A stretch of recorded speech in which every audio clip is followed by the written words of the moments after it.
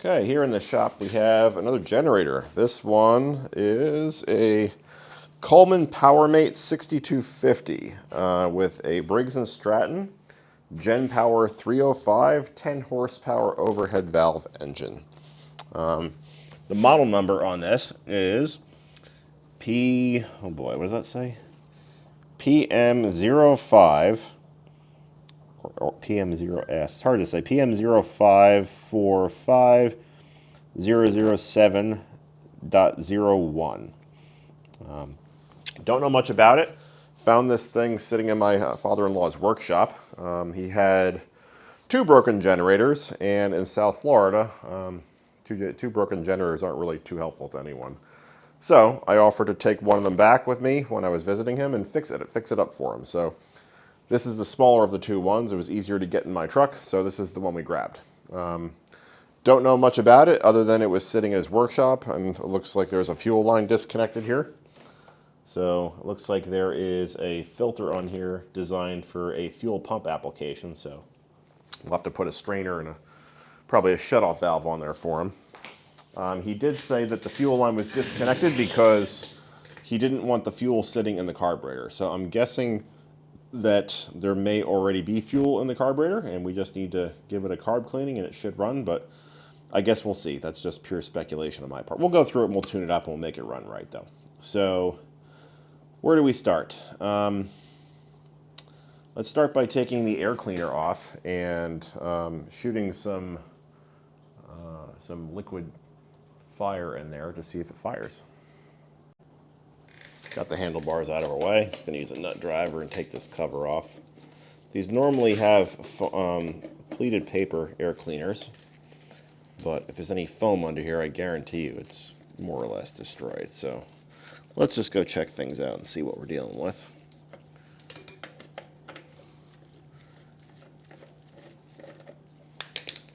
Guessing we're going to have a paper element. Yep, there we go.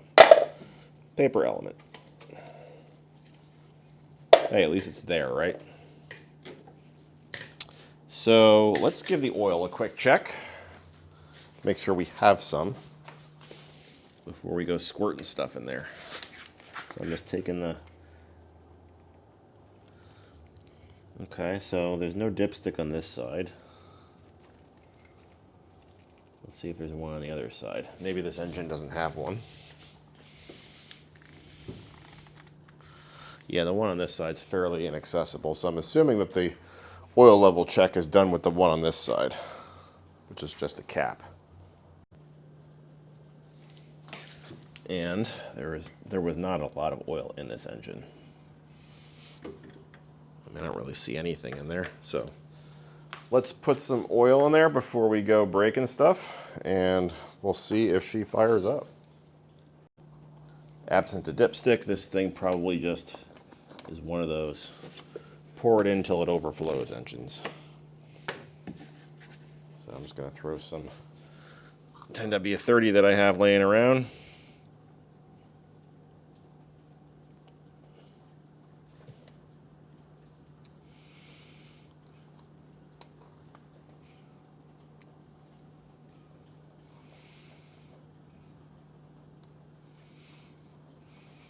Might be creeping up on it.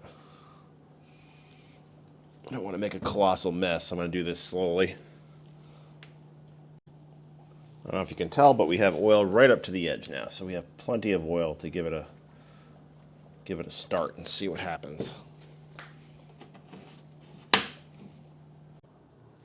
All right, here goes nothing. Let's shoot a little bit of starting fluid in there. We have it on. We'll give it a tug.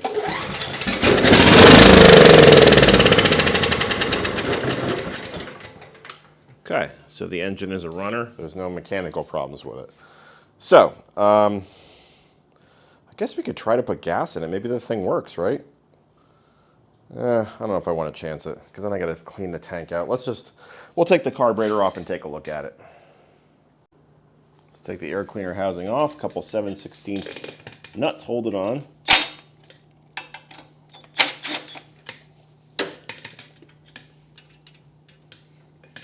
And this should pop right off.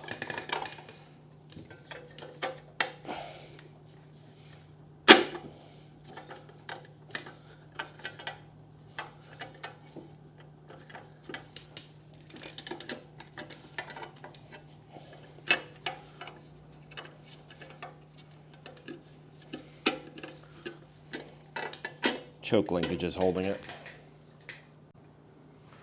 To remove this, it's pretty simple. You just rotate the choke until that little plastic slot right there fits in the slot there. So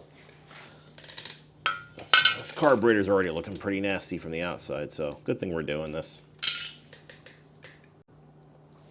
This is what we're dealing with. So let's see if the carb wants to come off or it's going to put on a fight. I'd like to not have to replace any gaskets here if I can avoid it. So let's see if we can maybe give it a tap. Loosen things up.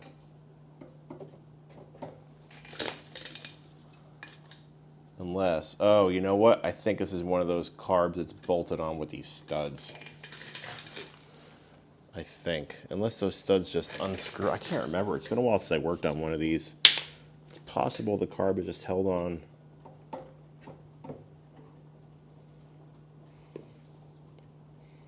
I can't remember.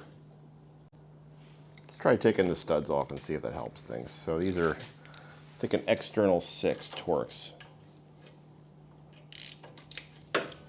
Yeah, I'm glad I didn't hammer on that too much because now the carb's loose. So these studs were holding it on. They weren't even that tight.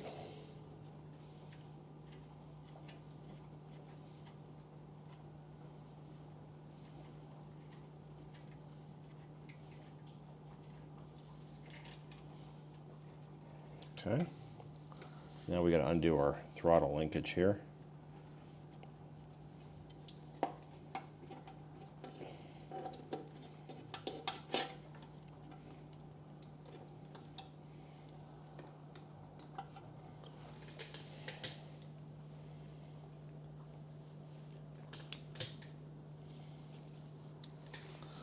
Let's take off the bowl of this carb and see how bad it is inside.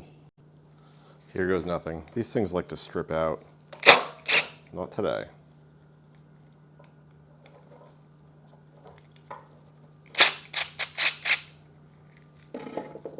What are you predicting? I'm predicting chaos.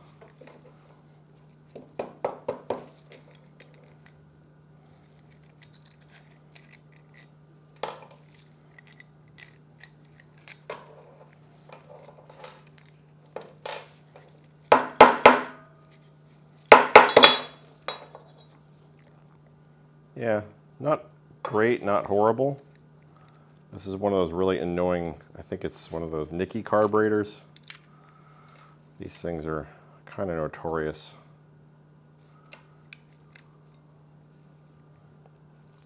Yeah, there's water in here, believe it or not. So, I mean, not horrible, but we'll stick this thing in the ultrasonic cleaner. That should clean it right up.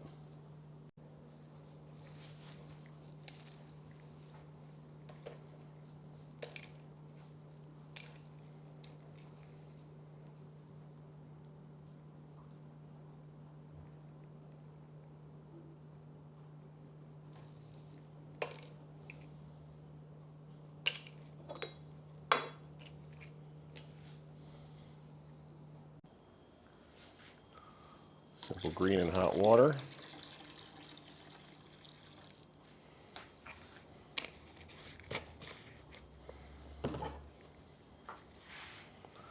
Put all our small parts in this little basket here so we don't lose anything.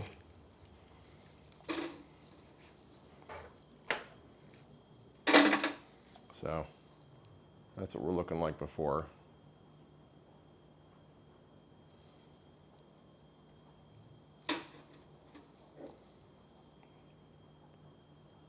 Not horribly disgusting here, but again, not perfect either.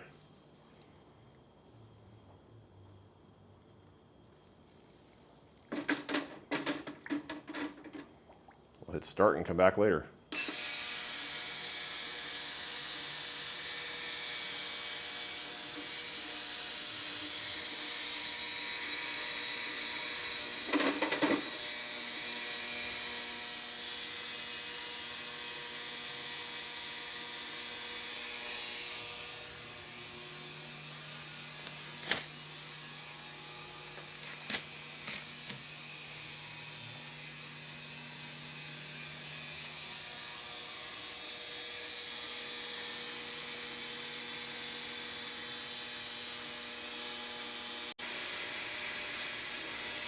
After about 5 minutes, looking a little bit better. This might take a while.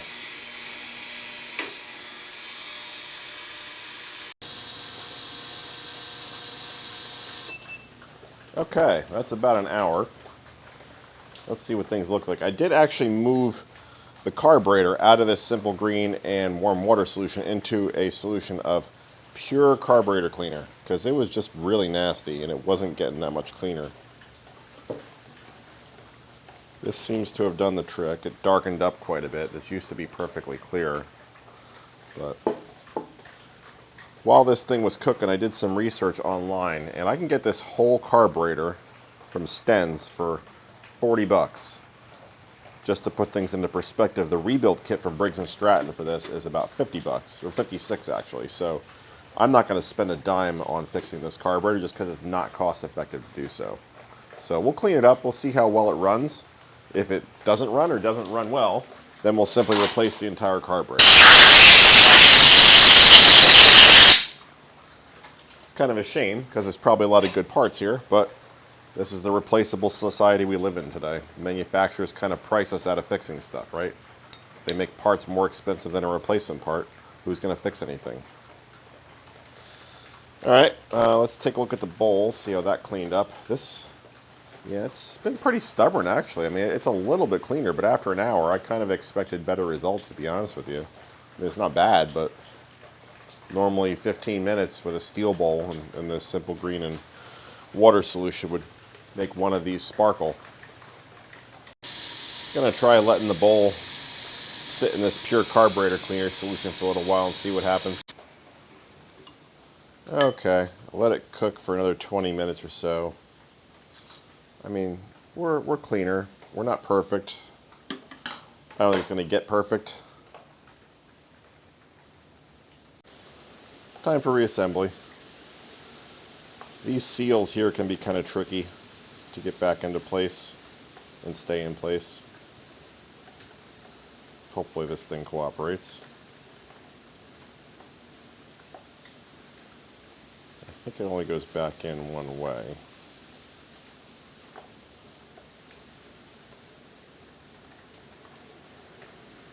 Just got to remember what way that is. Yeah, I think it's like this because there's a little groove right here that needs to fit in to something here. And the seal is not cooperating. I hate Nicky carburetors. It's like they're engineered to fail.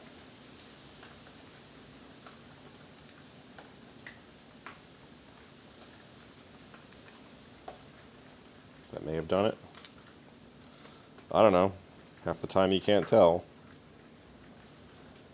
Let's put our needle back on.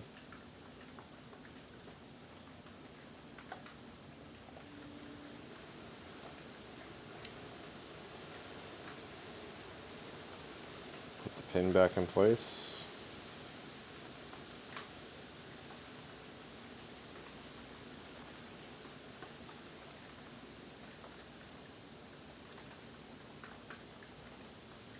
Make sure nothing's stuck. And your spring.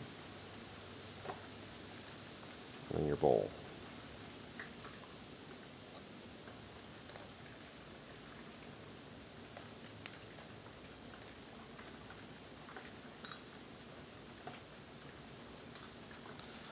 And the two screws.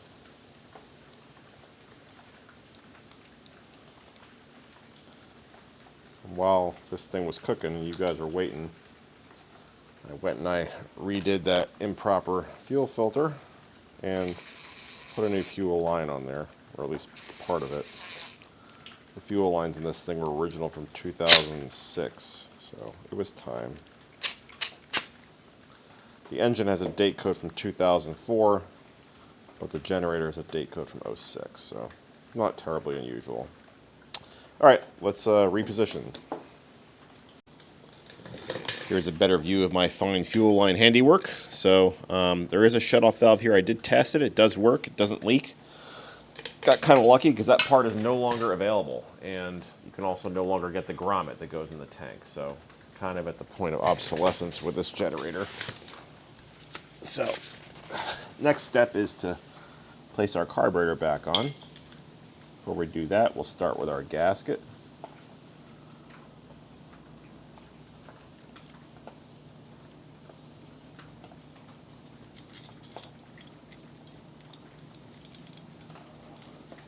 Get the studs ready to go.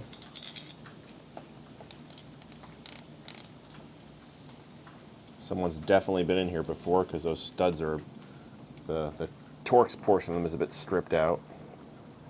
I'm guessing that whoever worked on it before just didn't have that proper tool. It's kind of an esoteric tool, so can't really fault anybody.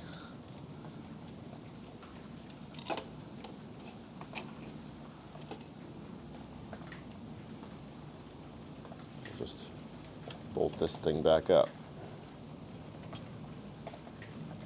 Just kind of set it there for the moment because I want to get this fuel line cut to the right size. So we'll cut it about here.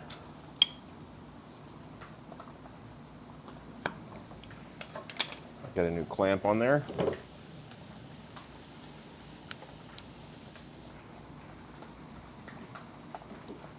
We'll hook it to our carburetor. I think I may have actually made that too long. Cut maybe they're half an inch off or so.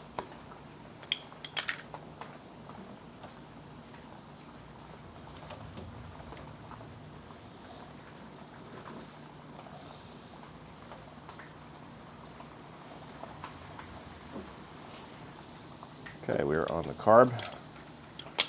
Slide our clamp back on.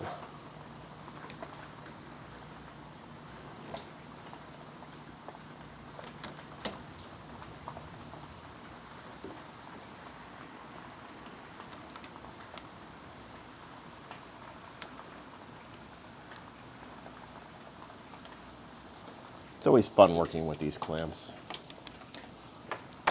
And of course, I missed the line. Fantastic.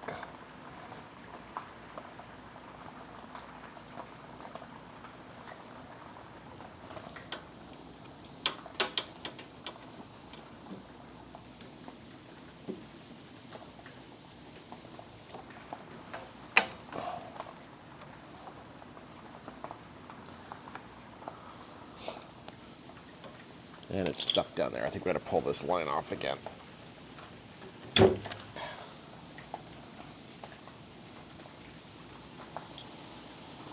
Try again.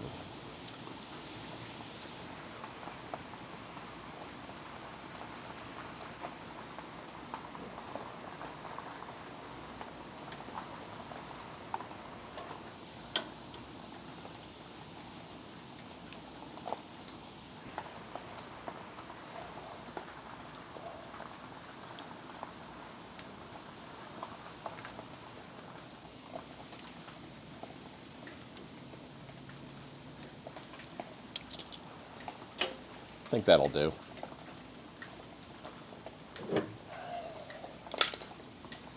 Tighten these studs down. We'll release some fuel and see if she runs under her own power.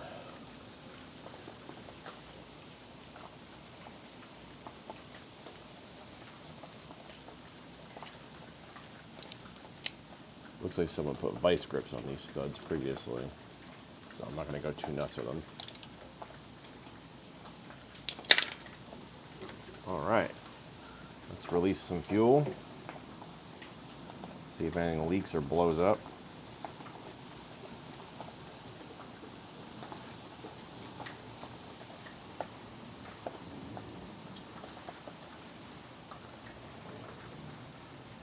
So far, so good. Don't see any fuel leaks yet. Let's give this thing a tug and see what happens. I'm not going to let it run for too long. It is 8:20 on a school night, so don't want all the neighborhood kids to wake up. But let's see what happens.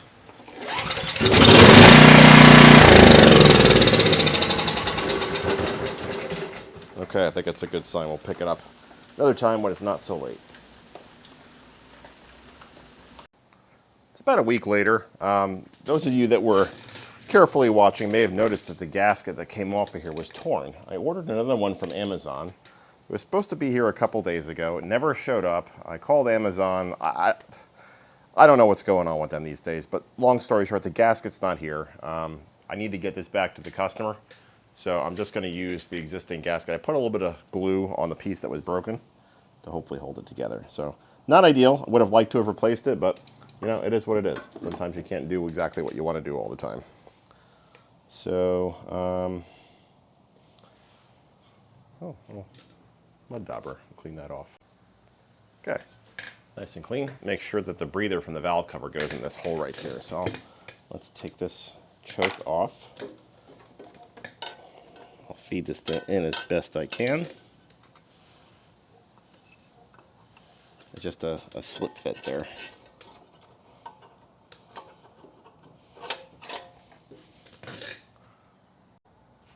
Had to wrestle with that a little bit.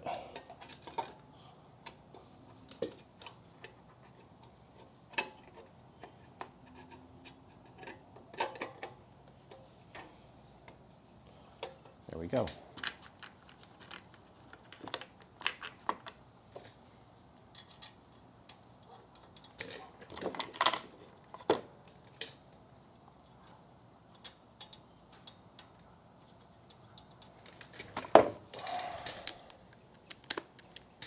I'll buzz this on with our impact.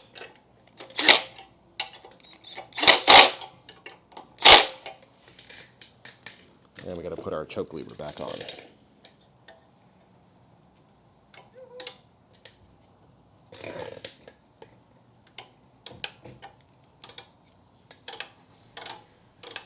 That should do it. Now I got some new parts. Got a new air cleaner. Links in the description. I'm not going to go senselessly change the spark plug as a lot of folks might do. It's just unnecessary 9 times out of 10. Also got the pre-cleaner, which this one did not have.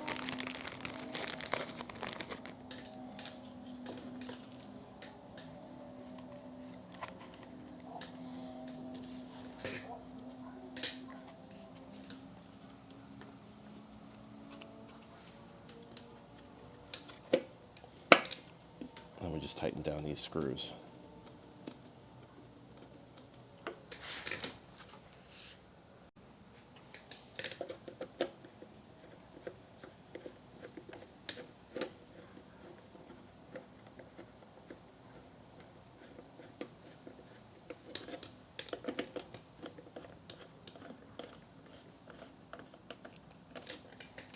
Okay, reassembly complete. I think the next step is to start it up, let it run for a while, confirm that it runs okay. We'll let it get nice and warm and we'll dump the oil out. Who knows when the last oil change is. So let's open up the fuel valve.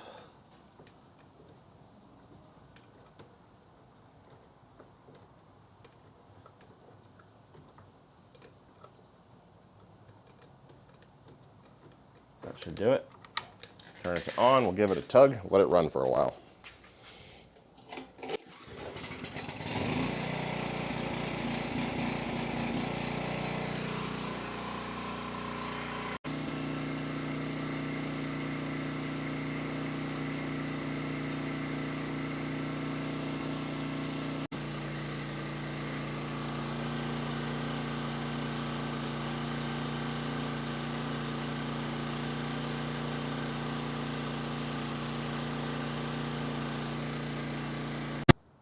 All right, seemed to run pretty well.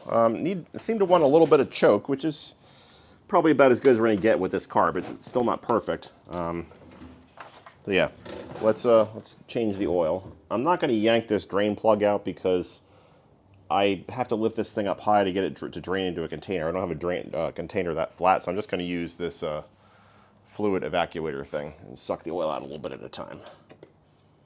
So always want to do this when the oil's nice and warm, and this oil certainly is. Oh boy.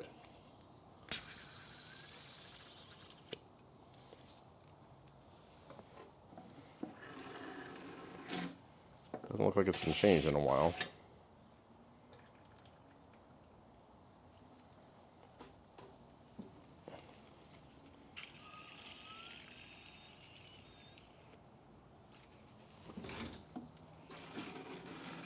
do this a couple of times till we get it all. Oil's all out. Let's put some new stuff in. Just going to use some regular 10W30.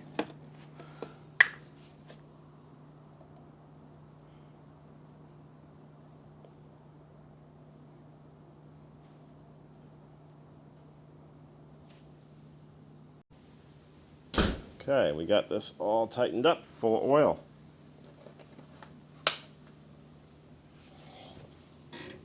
Let's see, is there anything else to do on this thing? We ran it.